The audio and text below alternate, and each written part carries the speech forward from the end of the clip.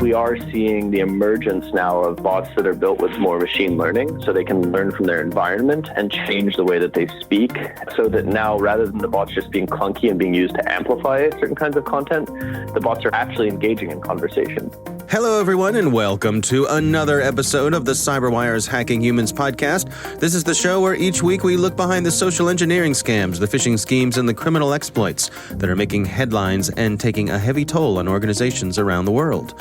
I'm Dave Bittner from the CyberWire, and joining me is Joe Kerrigan from the Johns Hopkins University Information Security Institute. Hello, Joe. Hi, Dave. We've got some good stories to share this week. Later in the show, Carol Terrio returns, and she's going to be speaking with Samuel C. Woolley from the University of Texas at Austin. They're going to be talking about disinformation campaigns. But first, a word from our sponsors at KnowBe4. So what's a con game? It's a fraud that works by getting the victim to misplace their confidence in the con artist. In the world of security, we call confidence tricks social engineering. And as our sponsors at KnowBe4 can tell you, hacking the human is how organizations get compromised. What are some of the ways organizations are victimized by social engineering? We'll find out later in the show. And we are back. Joe, why don't you start things off for us this week? Well, I have a correction, Dave. I was listening to our last episode. Okay. I listened to all of our episodes, and not just because I love the sound of my own voice and yours, but because I want to make sure I didn't say anything that makes me go, oh, that was stupid. Yeah. And last week I said something that makes me go, oh, that was stupid. So when I said last week we were talking about uploading things to VirusTotal, and I said that VirusTotal didn't have signatures. That's not how VirusTotal works. VirusTotal is actually a very good site. You upload a file to VirusTotal, and it processes that through a bunch of different engines. So the question was, what does it mean? When you say engines, what do you mean? Virus scanning engines, through like 50 of them. Okay. So, I mean, McAfee's on there, Symantec's on there, but a bunch of virus scanners you've never heard of are also on there as well. Okay. And having a low VirusTotal score means that very few of those virus scanners detected anything as malicious. I see. So there are actual legitimate software that will come up as malicious by one or two of these scanners sometimes. I've had that happen before. So when we were talking about the malicious JavaScript, that if you uploaded it, it had a low hit rate, that could easily be interpreted as being okay. I see. All right. So just a little clarification. A little clarification from what I said last week. Yeah. Yes. All right. Very good. Well, my story this week, actually, this one hits a little close to home for you, I suppose. There's everyone understandably is talking about the coronavirus, the COVID-19. I heard someone comment on Twitter the other day that the great thing about COVID-19 is that it's made every podcast a COVID-19 podcast. And I suppose thanks to this story, we're no exception to that. So this was it's actually sent in by a listener, and this was a message that was being sent around by their workplace IT department, and it reads like this. It says, the Department of Health and Human Services released an alert regarding a malicious website pretending to be a live map for coronavirus COVID-19 global cases by Johns Hopkins University. It's circulating on the internet, waiting for unwitting internet users to visit the website. Visiting the website infects the computer with an information stealing program which can exfiltrate a variety of sensitive information. Furthermore, anyone searching the internet for a coronavirus map could unwittingly navigate to this malicious website. Cyber actors may be sending emails with malicious attachments or links to fraudulent websites to trick victims into revealing sensitive information or donating to fraudulent charities or causes. Exercise caution in handling any email with a COVID-19 related subject line, attachment, or hyperlink, and be wary of social media pleas, texts, or calls related to COVID-19. So this is a good warning here. I think worth mentioning that I think the reason that Hopkins, which of course is your place of employment, right, the reason that they would become a target here is that Hopkins has this amazing utility, this sort of global heat map, one of the best there is. Right. Yeah, Dave, it's coronavirus.jhu.edu. Yeah. And it is a heat map, and it's actually a pretty interesting tool. I advise everybody to take a look at it. But type in the URL, coronavirus.jhu.edu. Yeah. Don't trust a search engine necessarily. Right. Although it did come up as the first hit on Google. So that's how I found it. But, make sure you're going to jhu.edu, just as the case with just about everything. This email coming around, the URL may even look like it says coronavirus.jhu.edu, but behind the scenes, it may be bobsmaliciouswebsite.com or something. Right. Yeah. So I think think the bigger message here, though, is as we're sort of on the leading edge of dealing with this here in the U.S., as we record this, of course, things are changing very quickly. Yes. But be extra vigilant, because there is no question that the bad guys are going to be taking advantage of this, taking advantage of all of our emotions and possibly our fears and our anxieties. Oh, definitely our fears and our anxieties. That's one of the things they're going to capitalize on. Yep. Just be extra vigilant. Look twice. All those things we warn you about, like Joe just said. Make sure that you type in that URL. Don't click the links. Think twice. Ask a friend before you respond to donate or give some money, something like that. Just slow down. Check it out. Make sure that it's legit, or donate to the legitimate causes that we all know are helping with these sorts of things. Right. Things like the Red legitimate Cross. Cause of your choice that you normally give to. Right. Absolutely. So thanks to our listener for sending that in. That is my story this week. Joe, what do you have for us? My story, Dave, comes out of Delaware here in the U.S. It is about an 89-year-old woman who lost $9,500 to scammers. They called her and said, your grandson has been arrested for causing a car accident. Right. And they had her grandson's correct name. They knew who she was. Yeah. And they knew that she was related to this person. And they said, you're going to have to mail us $1,500 in bail money. And we've talked about these scams before, right? Yeah. The woman actually puts $1,500 in an envelope and mails it to an address in Connecticut. And what happens? They call her back and they say, the other driver has passed away. Oh. Now you have to send us $10,000 in funeral expenses. Right? So she rounds up $8,000. And a guy shows up at her house to collect the money. Really? Yeah. Shows up at her house and she gives him the $8,000. At this point, the woman calls her family and says, what's going on with him? Is he okay? And they're like, yeah, he's fine. He's right here. You know, none of this has happened. This is a scam. Now she's mad. Right? She's been scammed. Everybody knows she's been scammed, but I could just picture the movie trailer, don't mess with grandma. With these allergies, you have a great voice. She's for a doing grandma she's on a mission. Yeah. Yeah. Awesome. So she calls the cops. Okay. Right? And the cops say, they're going to call you back. And when they call you back, they're going to try to get more money out of you. Let's see if we can get them. Oh, excellent. Right? Sure enough, they call her back and they say, we need another $10,000. And the excuse this time is for the sake of your grandson. Right? What does that even mean? I don't know what that means. I don't know what that means. Okay. But this time, this is terrifying to me. This time the guy says, we're going to send a couple of guys over. They're going to need to come into your house to count the money. Really? Okay. Now, if this woman hadn't called the cops, where would this have gone? Yeah. Right? This is what Penn Jillette was talking about a couple weeks ago. These guys are thugs and they're violent and they're going to do whatever they need to do to get the money. Well, it's funny. I was thinking the same thing, but what I was thinking about of what Penn said was about how these folks have to take that risk to meet someone in person. Right. Is putting them at risk, and I'm not sure how the story's going to end, but it sounds like that risk plays out. Right, it does.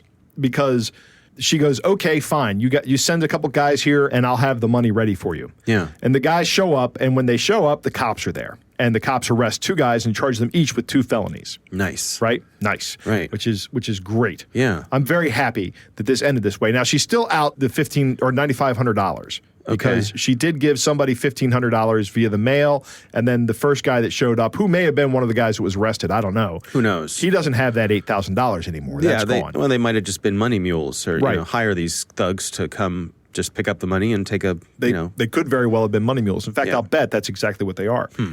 So a little bit of a happy ending, and this story has a lot of the common things that we see. First off, these people that perpetrate these scams have no morals or lows to which they will not stoop. Yeah. They went after this 89-year-old woman. They made her feel like her grandson was in trouble. And the second thing that stands out about this story is something we always say. Once they hook you, they're going to try to get as much money out of you as they can, right? Because they've laid that groundwork and they've got a live one. They're going to exploit that resource as much as they can. And this is particularly true in romance scams and extortion scams as well. And they will exploit that resource until the person either runs out of money or wises up. Now, fortunately, this lady wised up after what is a relatively small amount of money considering some of the scams we've seen. But it's a little bit bigger than the average for when elderly people are scammed out of money.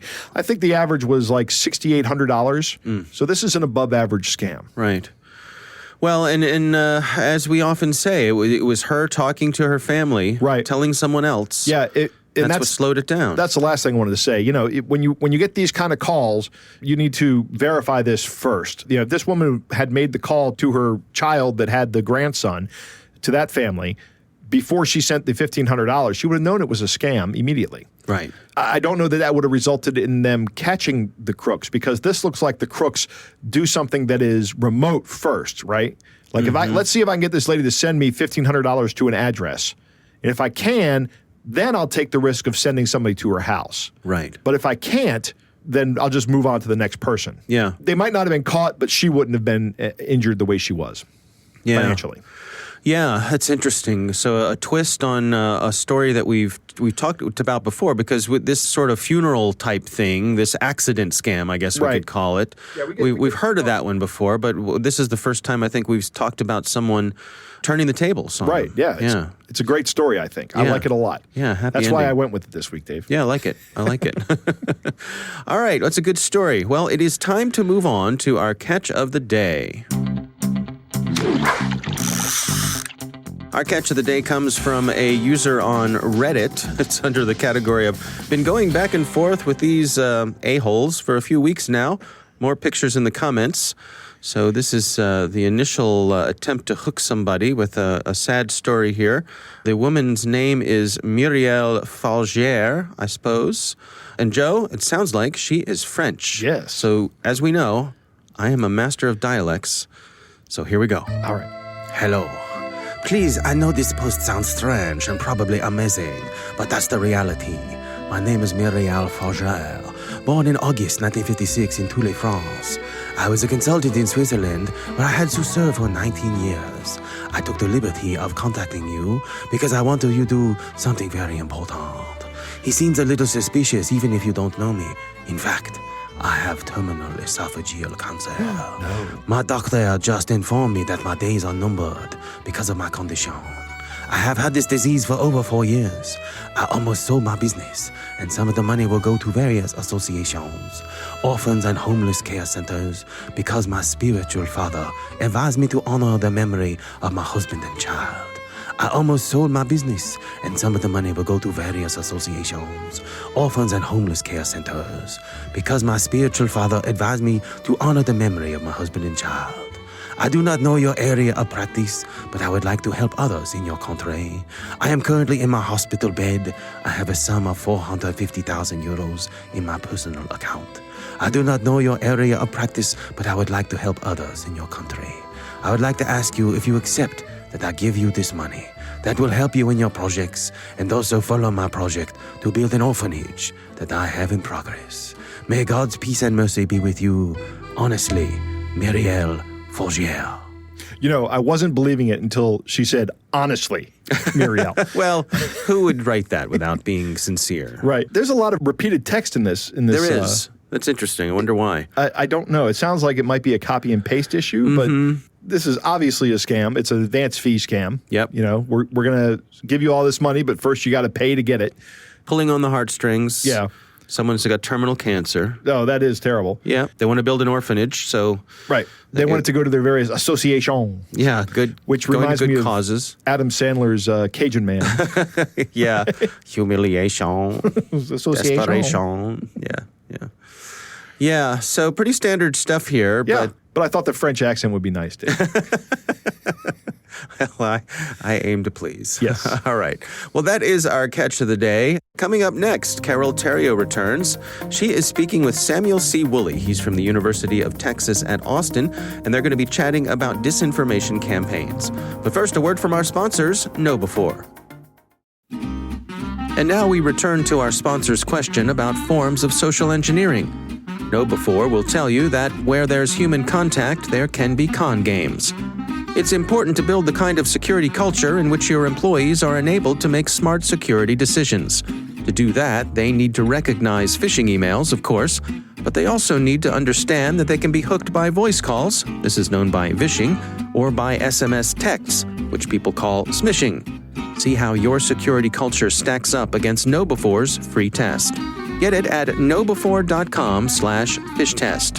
That's KNOWBE, the number 4.com/fish test. And we are back. Joe, always great to have Carol Theriault back on our show. This week, she chats with Samuel C. Woolley. He's from the University of Texas at Austin, and they're going to be talking about disinformation campaigns. Here's Carol. So let me introduce you guys to Samuel Woolley, an assistant professor at the University of Texas and project director at the Center for Media Engagement for Propaganda Research. Now, this past January, Sam's book, The Reality Game, How the Next Wave of Technology Will Break the Truth, was published. And in it, he explores the ways in which new tech, like deepfakes, can manipulate public opinion. And I was wondering, should we really be concerned about deepfakes? So I thought I'd ask an expert like Sam. Thanks for coming on the show, Sam. Thanks for having me. This must have been a fascinating book to research, and I bet you learned so much writing it. How long did it take you? Oh, it took me the better part of a year. I spent time writing each morning. Obviously, I missed lots of mornings for various reasons. Right. It was a lot of fun to write, given the topic area. Sometimes it's a bit of a challenge, but it was the culmination of 6 years worth of research at the University of Washington and then at Oxford. And I'm happy with how it turned out. It really, I'd spent a lot of time looking at what have we'd seen in the past in terms of computational propaganda or the use of automation and algorithms to manipulate public opinion online, to think about what might be coming next and how we can work to stop it. Yeah.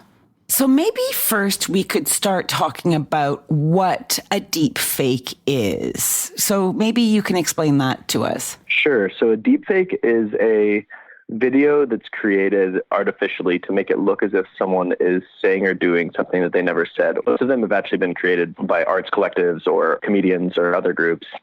There's so many images of everyone online now, mashed together so that you have all of the different angles and shapes of the mouth, given that there's so many images. You can then just overlay audio and make it look like someone's saying something they didn't do. I'm actually more concerned at this stage right now in 2020 with cheap fakes, which are just basically edited, like slowed down or mashed together videos that are created on, say, iMovie rather than using sophisticated AI. We've seen a lot of cheap fakes actually go viral, and nearly anyone can create them. So examples of that would be the slowed down Pelosi video. Yeah, and that is almost equally as disruptive, isn't it? Because you can look at those videos and think, oh, wow, and make an opinion about a person, and you'd be completely misguided. That's right. Yeah. And I think it's really easy on social media to make snap judgments. The way that social media is constructed, it allows you just to share something very, very quickly. And we all know that this has been an issue in the past for a variety of different reasons. I'm sure that we've all personally experienced sharing something and then having been like, well, maybe I shouldn't have shared that. Yep. Well, with video, and especially with cheap fakes, it makes it very easy to make a snap judgment and then just share it. Deep fakes are more sophisticated, and they are equally easy to share once they're out in the wild. They're just much more resource intensive to create. Right. So we're right now in the midst of a U.S. election cycle. So are you thinking we're going to see deep fakes ramp up? We're going to see the use of them more, trying to just, to try to change people's opinions or misguide them? I anticipate that we'll continue to see more and more cheap fakes, so selectively edited videos, since there's so much video content out of both the Democratic frontrunners and also Donald Trump. I expect that we'll see a lot of just basic videos that are edited or even not edited just to show the person doing or saying something that they've done, but in a selective context. And thank you for correcting me on that. So it's the word du jour is cheap fakes. Now, the thing is, people do create memes or satirical videos, which effectively may manipulate an original content to be funny, and it's all about the intention or how it's received. How do we tell the difference between these two things? Right. So there's got to be a space for satire and parody. I think that satire and parody are a key part of democratic conversation and of, in the United States, what we consider to be the First Amendment, the right to free speech. I think the thing that matters most is intent and transparency. And that's the problem, I guess, there is that intent is hard to regulate. Yeah, intent is hard to regulate. But, when it comes to parody and satire, I don't know if we should be regulating things as much. Mm-hmm. And so if someone spreads, for instance, a video that is meant to be parody or satire but never says who did it, I think it makes it a little bit more toxic and it gives it the potential for more harm. And that's very much the case with a lot of the computational propaganda we see. A lot of it is actually anonymous and it's meant to spread misinformation, or which is accidentally spread information. So which is often happens after disinformation, which is purposefully spread false information. And do you feel that this onslaught of cheap fakes is going to have the impact of eroding trust between not just individuals and corporations or organizations, but between individuals? Yeah, I think that we've already been seeing that. I think that cheap fakes, as well as deep fakes, are just sort of the next thing in a line of technologies. And these things have led, in some ways, shapes and forms, to more polarization and to a lack of trust amongst particular communities. You need to look no further than, for instance, the Brexit campaign in 2016 or the U.S. election in 2016 to see the ways in which powerful political entities like the Russian government made use of manipulative content. It's not necessarily that they're pitting Republicans and Democrats in the U.S. context against each other or Labour and Conservatives against each other in the UK context, but that they're pitting people within their own groups against each other. And how do you feel that that's changed in the last 4 years? We're now in 2020. We're ramping up for a U.S. election. Yeah, social bot is a bot that is an account that is used to automate someone's social media presence. Before, when I first started studying this stuff in 2013, the bots being used were very clunky. They were used to just automatically drive up likes or retweets or messages. Mm-hmm. They just massively amplified some content while trying to outshout or suppress other content. We saw a lot of this in the Syrian civil war. We've seen it in Mexico. Right. Now, the people who use bots are becoming more sophisticated. They are using them in ways that are unexpected and kind of surprising. So we are seeing the emergence now of bots that are built with more machine learning, so they can learn from their environment and change the way that they speak, so that now, rather than the bots just being clunky and being used to amplify certain kinds of content, the bots are actually engaging in conversation.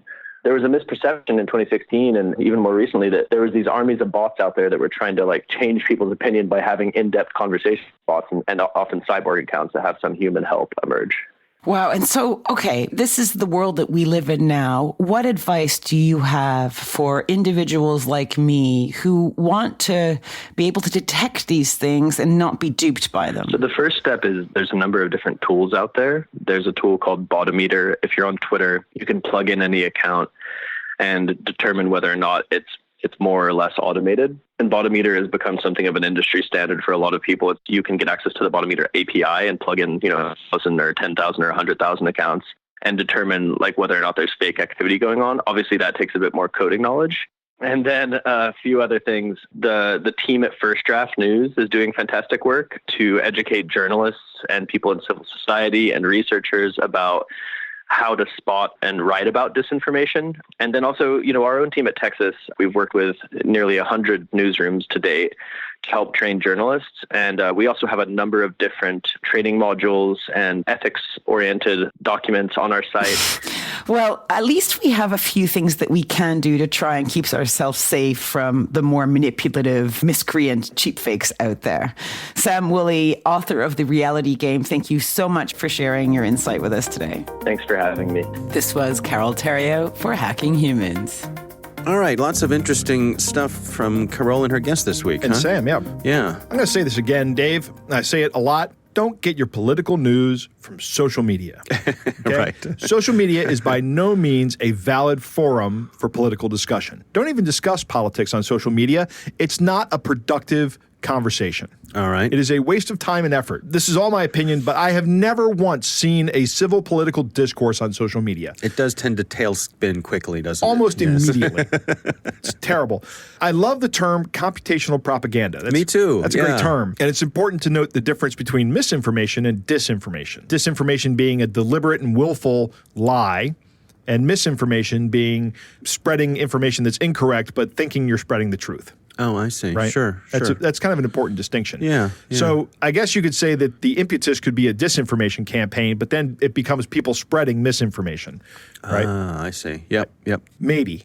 Cheap fakes are more viral right now than deep fakes because they're more believable, because you're actually taking genuine footage of somebody and manipulating that footage just with readily available tools that everybody has access to. Right. And he talks about the Pelosi video. And I remember seeing that going viral and people really believing that Nancy Pelosi was having some kind of issue. And it turns out it was just somebody had slowed the video down to make her look like she was having some kind of cognitive issue. Right. And it wasn't genuine at all. It reminds me of if you've ever watched any reality show, there's this technique that they all use, and usually it's right before they go to commercial. Right. Where they'll say, who's going to go on to the next round? And then they'll cut to one person, cut to the next person, cut to one person, cut to the next person. And they're just cutting back and forth, building tension through these cuts. And it is all built through the edit. It is not what happened in real time. Yeah. They're just stretching out that time to make the tension unbearable. Right. And it's all in the edit. It's amazing how effective this interference has been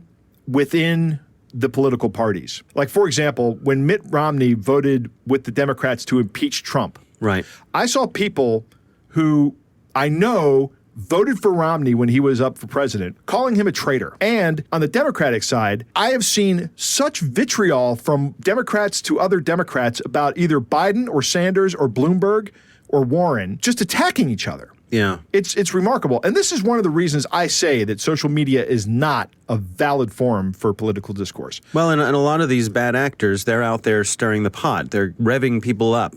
They're encouraging this sort of discourse and disinformation and this corrosiveness. Yeah, it'll be interesting to see in 4 years when the Republicans have their own primary without a clear frontrunner like we do this year, what happens in the Republican Party? Because I'm going to bet that a very similar thing happens with the Republican Party that is happening right now with the Democratic Party.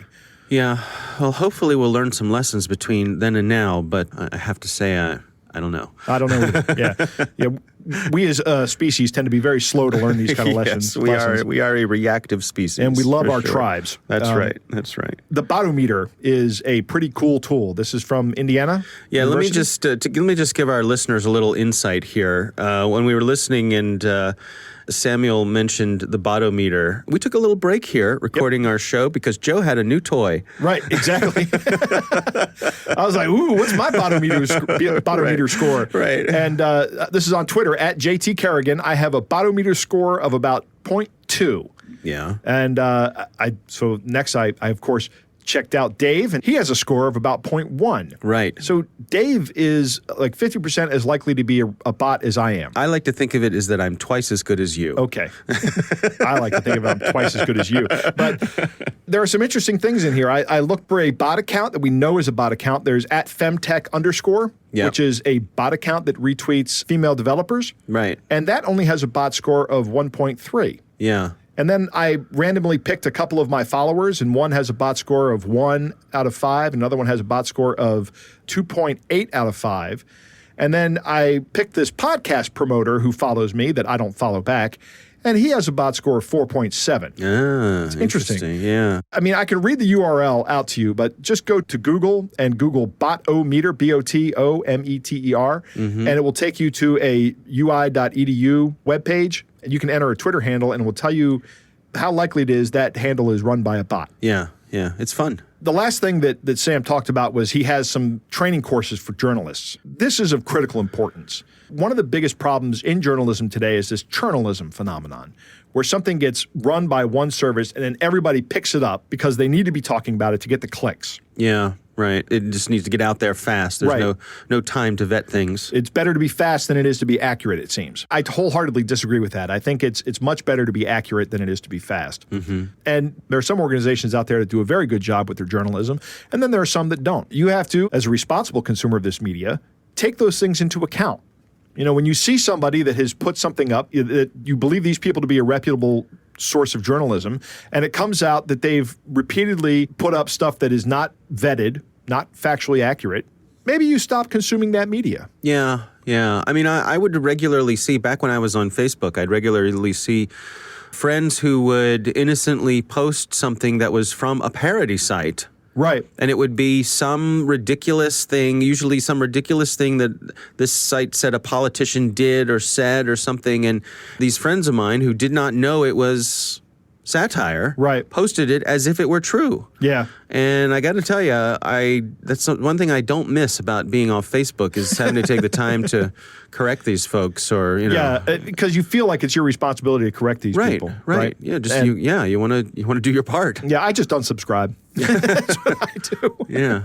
I let it take its place. I think the parody and satire are very important aspects, especially in a free society. And Sure. I love sites like The Onion and the Babylon Bee. I think they're funny. All right. Well, another really great interview from Carol Theriault. Thanks so much, Carol, for bringing that to us. And thanks to Samuel Woolley from the University of Texas at Austin for being our guest this week. That is our show. We want to thank all of you for listening. And of course, we want to thank our sponsors at Know Before. They are the social engineering experts and the pioneers of new school security awareness training. Be sure to take advantage of their free phishing test, which you can order up at knowbefore.com/phish test. Think of Know Before for your security training. Thanks to the Johns Hopkins University Information Security Institute for their participation. You can learn more at isi.jhu.edu. The Hacking Humans podcast is proudly produced in Maryland at the startup studios of Data Tribe, where they're co-building the next generation of cybersecurity teams and technologies. Our coordinating producer is Jennifer Iben. Our executive editor is Peter Kilpe. I'm Dave Bittner. And I'm Joe Kerrigan. Thanks for listening.